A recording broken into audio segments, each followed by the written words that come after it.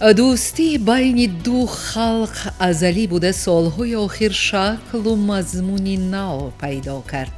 با سعی و کوشش سران دولت‌هایمان، رابطه‌های دوستی، اقتصادی و مدنی فرهنگی خلق‌های برادری تاجیک و ازبک روز از روز گسترش می‌یابد. مناسبت‌های همکاری امروز تمام ساحه‌های حیاتمان را فرا گرفته تا رفع مستحکم می‌گردد. با بخارای باستانی تشریف آوردن گروهی روزنامه‌نگاران تاجیک نیز از ثمرهای همین همکاری‌های دوستانه میباشد.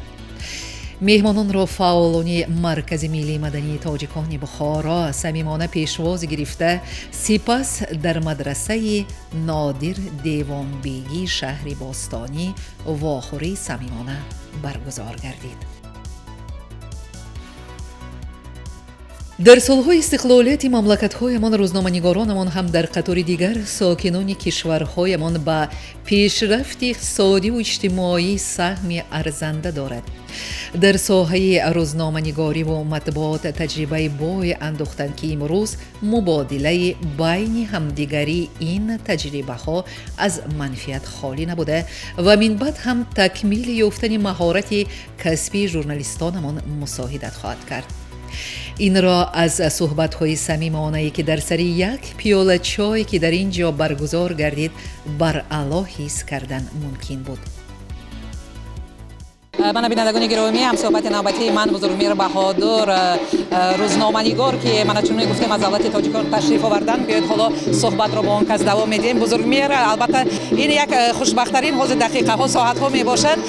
بیاید کمی درباره، من فکر میکنم که شما بار یکم در بخارا هستید.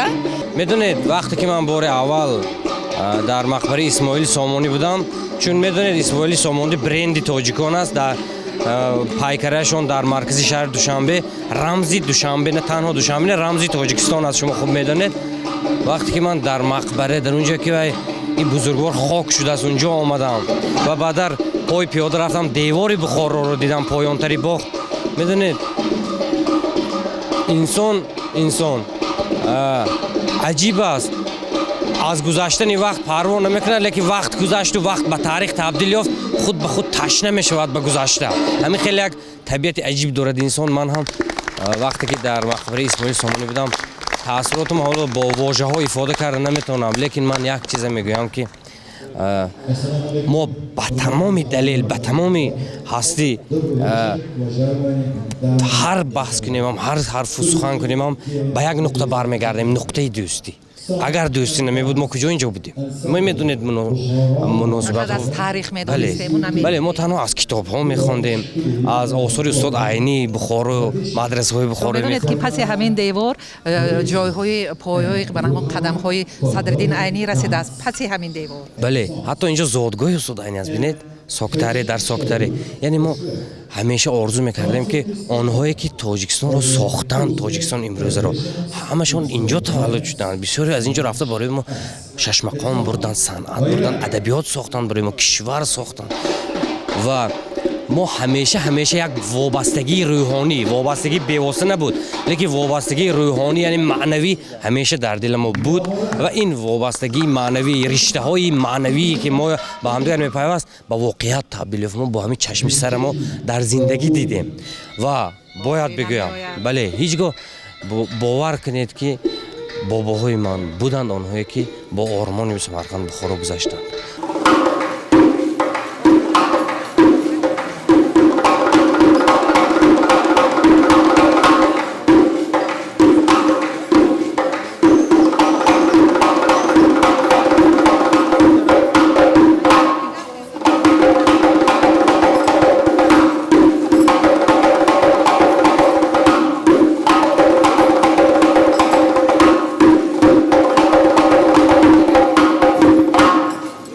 من باری اول هستم در بخارای شریف.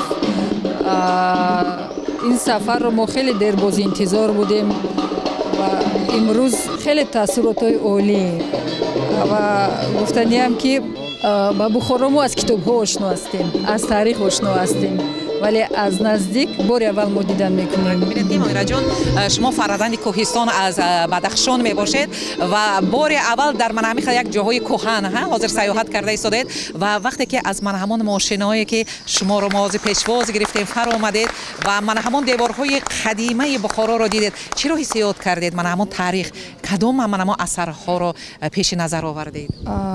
همون زمانهای پیش رو پیش نظری ما آمدند. واقعا از سامانی یاد کردیم، از استاد عینی یاد کردیم و از بسیار گذشتگان خود یاد کردیم و افتخار داریم که گذشتگان ما از همینجا هستند و سمرقند و بخارا این مرکز تمدن و فرهنگ مردم تاجیک است. در آینده چی نقشه چی نیت‌ها دارید؟ البته بسیار میخوام که این سفری من سفر آخری نباشد و باز با فرزندانم بیایم. میدونید من در یاد دارم که مادرم خدا رحمتی مادرم همیشه تاکید میساخت که باید ما حتما از بخارا و سمرقند دیدن کنیم و امروز من فکر می‌کنم روی مادرم هم شد است که ما امروز گفتگوهای او رو عملی ساختیم و بسیار میخوام که منم فرزندام بیارم اینجا بینن بخارا و سمرقند رو بینن و تاریخ قدیمی خودم رو باز از نزدیک با چشم خود بینن.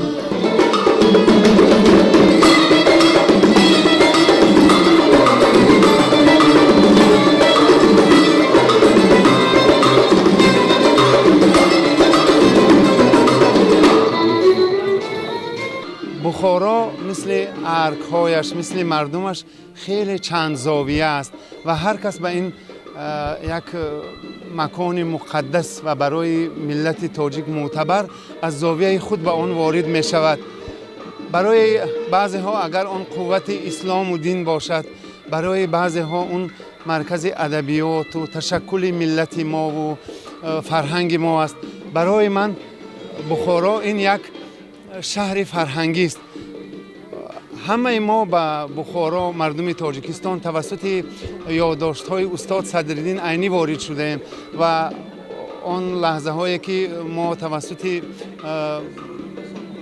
ماشین ها به بخارای شریف وارد می شدیم، همون از برداشت های خود از زاویه خود به آن وارد شدن می خواستند. یکی همون کوچه های شناسش را می جوست، یکی همون مدرسه ها و حجره ها را، یکی دروازه شناسش را. بخارا تئاتر سنتی تاجیکان که قسمت اساسی آن را هنرمندان و هنرهای نمایشی بخارای شریف تشکیل می دادند و من امروز از اینجا همون اگر یک هوای ادب را، یک بوی آشنا را، یک جوی مولیان را جسته باشد، من در هر سر و از هر دیوار همون صدای سازنده ها را میشنوم. من صدای زنگ پای و دست آنها را میشنوم. به گوش من برابری از آن همون نقالان و همون مدهان می آید.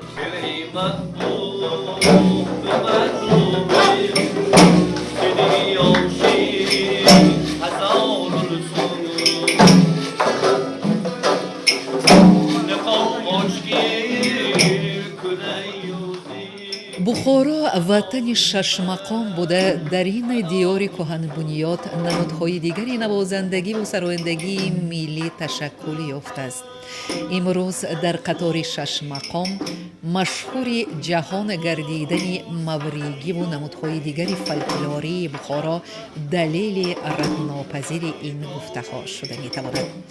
در حضور میهمانان استادان صنعت بخارا نمونه ها را از شش مقام و موریگی بخارا اجرا نموده خاطر میهمانان را بالیده گرداندند.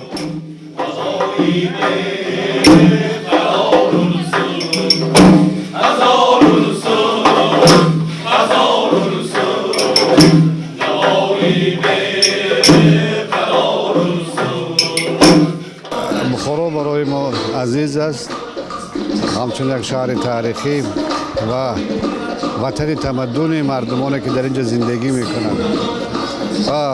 هر وقتی که من شهر بخارا بیام البته یک احساس گوارای ما را فرا میگیرد، چرا که ما همچون تاریخ شناس با نمونه های خیلی کهنی ایجاد کرده مردمان این سرزمین در اینجا آشنا میشویم و گمان میکنم که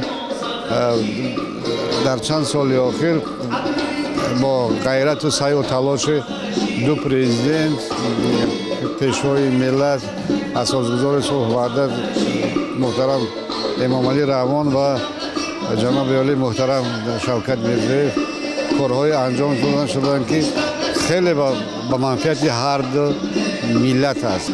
میدونید من در بخارا بارها بودم و هر دفعه خیال میکنم که چیزی را ندیدم نشنیدم یا که برای ما تاریخ شناسان هر نگاره یک رمز خاصه است. گذشتگان ما عمر بیهوده صرف نکردند، هم دانش بزرگ داشتند، هم دانش بزرگ ریاضی و کیمیایی و بیولوژی و هر چی که داشتند در بنیاد همین عمارت‌ها استفاده کردند. می‌بینید هم از خیش سر کرده، ترکیب خیش شروع شده تا رنگ‌هایی که استفاده برده می‌شوند. تقریباً 7 سال یا 6 سال می‌شود که روابط بین خلق‌های ما از نو احیا گردید و از نو ما همدیگر را با آغوش گرفته و از نو با پیشروی‌های همدیگر شناس می‌شویم، از آن اظهار خرسندی می‌کنیم و همدیگر را به خانه همدیگر دعوت می‌کنیم و بسیار خوب است. من یک چیز رو روی راست گفتنی هستم که از آن که ما امروز سفر کردیم به شهرهای باستانی سمرقند و بخارا، من در سمرقند سالهای زیاد بودم، خیلی زیاد بودم، اما در بخارا امروز بار اول هستم و راست دیگر من شخصا همین به حجره ها نگاه میکنم، به همین دیوارها، به همین بناها نگاه میکنم، میگویم که همین بابای و بابا کلان های ما که در بخارا تحصیل میکردن یا در سمرقند تحصیل میکردن در کدام حجره زندگی میکردن. میدونید این یک حیثیت بسیار بزرگ تاریخی هویت ملی ماست، زیرا همین شهرهای تاریخی رسالت آن را دارند که مردم را تربیت کردند. از آنجا مردم با مشعل شمع، با مشعل علم و معرفت به محلها رفته آدمها را آموزاندند و اینک میدانید این تاریخ بسیار تاریخ بوی است، تاریخ غنی است. برای همینم هر شهرهای تاریخی امروزه سمرقند و بخارا در تشکل فرهنگ و در تشکل مدنیت و در تشکل تمدن تاریخ و تمدن خلق ما بسیار نقش مهم دارند.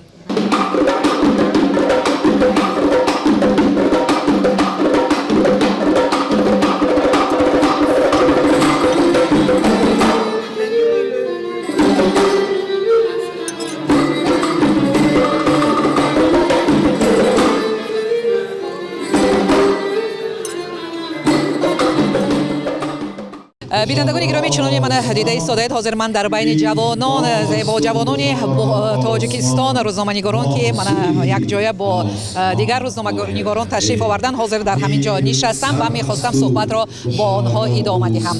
من اکنون البته خیلی شاد هستیم که امروز در بین کلانسالان من جوانان هم به بخارای باستانی تشریف آوردن و عموما به ازبکستان، چون که شما به سمرقند و دیدن سمرقند کردید، در اونجا در دوام 2 روز بودید، امروز دیدن بخارا کرده ایستادید و حالا که شما من چند ساعت حالا که بخارا را ندیدید، چون که ما شما را پاسپورت گرفتیم و من حالا مهمان دوستی کرده ایستادم، بگویید که من شما جوان باری اول به بخارا تشریف آوردید. البته نیت دیرینه شما می باشد، چون که من وقتی که با مهمانان در صحبت می شوم دائما همین سخن را تکرار میکنن که در دیر باز انتظار دیدن من میخواد یک زمین تبرک. ما بخارا را زمین تبرک میگیم، چون که هر یک وجب زمین این اولیا می باشد. بیایید که من حالا شما بخارا را ندیدید چون که پگاه با سیاحت بخارا میبرید و با دیدن من همین حاضر بینای زیبا مدرسه و مناره هایی که امروز در اینجا رو مرکز شهر که کهنه بخارا میگویند بسیار تاریخ یک بوی دارد.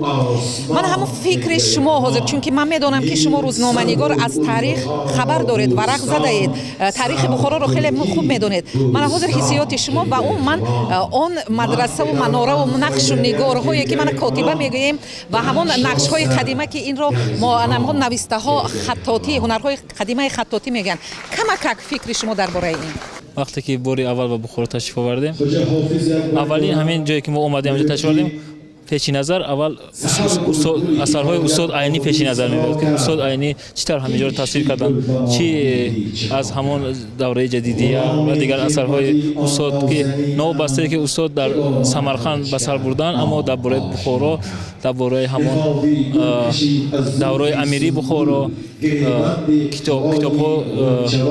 کتاب‌ها تالیف نمودن. واقعا با تشبث امروز با تشبث نشریه رسمی جمهوری اسلامی روزنامه جمهوریت ما یک گروه هیئت کارمندان ایجادی و تکنیکی روزنامه و مهمانان به بخارا که یکی از مرکزهای تمدن شرق و آسیای مرکزی به حساب می‌روند تشریف آوردیم. واقعا طوری که آگاه هستیم 5 می بین اتفاق ژورنالیستان تاجیکستان و اتحاد ایجادی ژورنالیستان ازبکستان سازشنامه همکاری به امضا رسید و اعتماد و باوری داریم که در آینده نیز همکاری ها بین اهل قلم جمهوری تاجیکستان و اهل ایجاد جمهوری ازبکستان باز هم قوی می‌گردد. به شک وقتی که ما بیگونی به مرکز بخارا رسیدیم اولا همون جایی که ما می‌بینیم مکان‌های دیده ایستادیم به شک همون اثرهای استاد صدرالدین عینی پیش نظر میاد و همون اثر و همون حکایت‌های صدرالدین عینی پیش نظر جلوه می‌کند. البته ما جوانان خرسند از آن هستیم که امروز در شهر در بخارا هستیم و همه دوستانی ازبک زبان ما یا اینکه تاجیک زبان ما خطی می‌نشینیم صحبت میکنیم. البته این همکاری ها امضا شده است. ما بیشتر میتوانیم همراه ژورنالیستان یا روزنامه‌نگاران ازبک ما در تاجیکستان صحبت ها و کنفرانس های زیاد را گذرانیم و همون گسترش دهیم همکاری ها را بیشتر نماییم. البته من بالاتر هم گفتم باری اول است که با جمهوری ازبکستان تشریف می آورم. خیلی خرسندم خیلی شاد هستم از مهمان نوازی دوستان ما از ازبکستان از پیشوازگیری از دوستان ما. تشکر زیاد برای مهمان نوازی دوستان ما. سلامت باشید. سرول درود و سلامی خود را به کل مردم شریفی بخارا میرسانم و خب من باید قید نمایم که این سفر نخستین من به خارج از کشور است و باعث افتخار است که مخصوصا سفر اولین من به شهر سمرقند و بخارا شهرهای قدیمی و باستانی صورت گرفت. خب امروز آمدیم بخارا حالا بس تماشا نبر آمدیم. خب از تأثیرات من از همین شام به نهایت خوب است.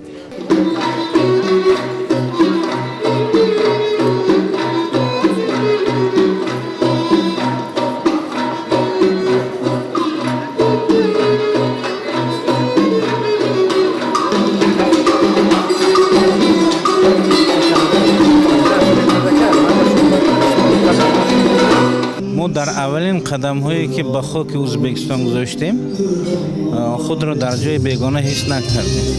ما گمان کردیم که در وطن خود باشیم. این تصورات اولین ما بود و در طول 2 روزه که ما در سمرقند بودیم بار دیگر این اندیشه در ذهن ما دیگر باره قوی شد که هیچ یک عامل نمیتواند مانع رابطه های دوستانه و برادرانه دو خلق گردد و هر جا که ما بودیم سخن از دوستی بود، سخن از برادری بود، سخن از ریشه های تاریخی بود.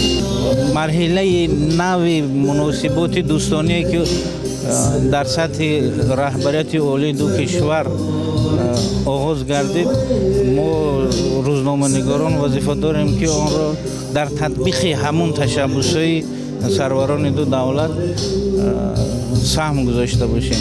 Бухоро дар зеҳни мо, дар тасаввури мо тавассути ҳамон асарҳои адабии насрӣ ончунон нақш баста буд ки бовар мекунед ки он чуноне ки дар мо тасаввур мекардем дар зеҳни мо нақш бастагӣ буд ҳамон тавр дарёфтем.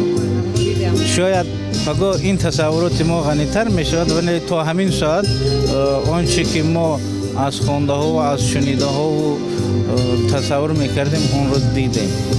من فکر میکنم پگاه وقت میوبید تا همون جایهایی که رودکی ما نویسته از بوی جوی مولیان آید همون جایها رو تماشا میکنید، همون جایها رو میبینید و همون مقبره سامانی که این تاریخ میگه، تاریخ ما هست و من فکر شما رو میخواستم که در آینده نقشه ها چی خیلی ما روزنامه‌نگاران یک نیروی اساسی ایدئولوژی جامعه هستیم و ما من بعد نیز باید کوشش کنیم که در ترغیب تحکیم دوستی و روابط مردمان تاجیک و ازبک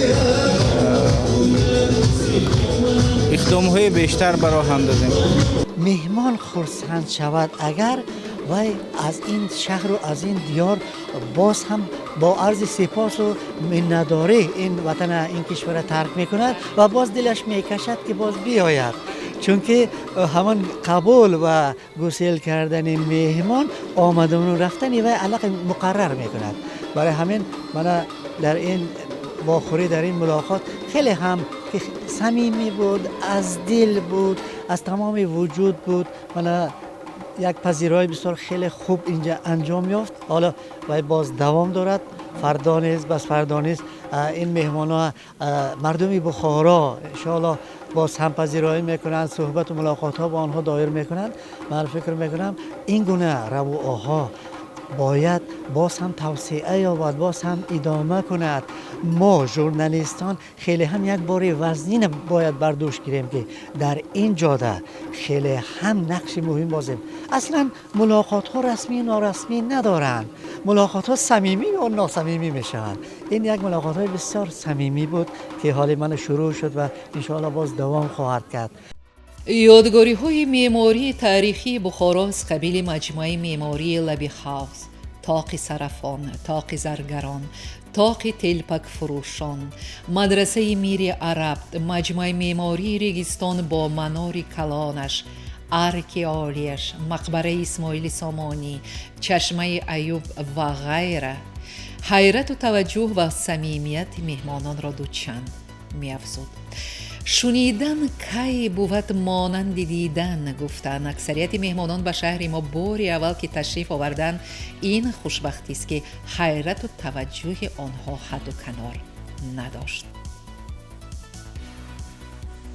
سپس در مرکز ملی مدنی تاجیکان بخارا سیاحت و واخوری روزنامه‌نگاران تاجیک جنبش گردید. از جانب مهمانان در مرکز ملی مدنی تاجیکان تحفه‌های خاطره‌ای تقدیم کرده شد که در بین آنها کتاب‌ها، روزنامه‌ها و این چنین پورترت کلان که در آن سروران دو کشور عکس اندازی شدند، آن همچون رمز دوستی فنا ناپذیر به سطح دولتی هدیه کرده شد.